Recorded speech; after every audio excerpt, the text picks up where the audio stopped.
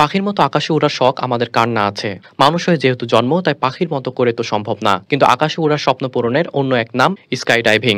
আগে এই ব্যয়বহুল এবং শৌখিন বিষয়টা নিয়ে উন্মাদনা দেখা গেলেও এখন আমাদের বাংলাদেশেও পিছিয়ে নেই। তবে সেই বিষয়টা আরও কয়েক ধাপ এগিয়ে নিয়ে যাবার প্রচেষ্টা হিসেবে বাংলাদেশি স্কাই ডাইভার আশিক চৌধুরী নাম লেখাতে যাচ্ছেন ইতিহাসের পাতায়। চাঁদপুরের ছেলে আশিক চৌধুরী ঢাকা বিশ্ববিদ্যালয়ের ব্যবসায় প্রশাসন ইনস্টিটিউট থেকে 2007 সালে স্নাতক হয়েই যোগ দেন দেশের বেসরকারি একটি আর্থিক প্রতিষ্ঠানে, যেখানে 2011 সাল পর্যন্ত চাকরি করেছিলেন তিনি।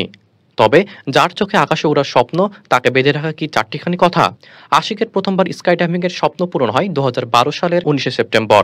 সেদিন যুক্তরাজ্যের ব্যাকলি শহরের হিন্টন স্কাই ডাইভিং সেন্টারে হাজির তিনি। জাম্পস্যুট, হেলমেট, প্যারাশুট, গগল সহ যাবতীয় সুরক্ষা সামগ্রী পরে উঠে পড়লেন প্লেনে।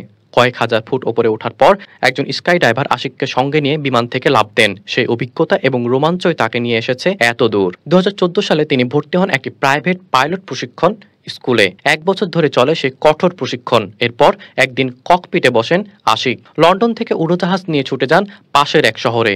এভাবে পাইলটও বনে যান তিনি। সকল বাধা বিপত্তি পেরিয়ে সেই থেকে তার স্কাই ডাইভিং এর নেশা।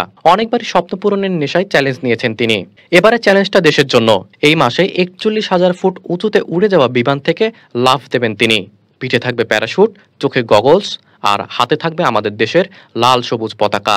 গিনেস ওয়ার্ল্ড রেকর্ডসে গড়তে আশিকের এই প্রচেষ্টার নাম the largest flag from stratosphere. বাংলাদেশের এই স্কাই ডাইভার রেকর্ড গড়তে যুক্তরাষ্ট্রে কেন?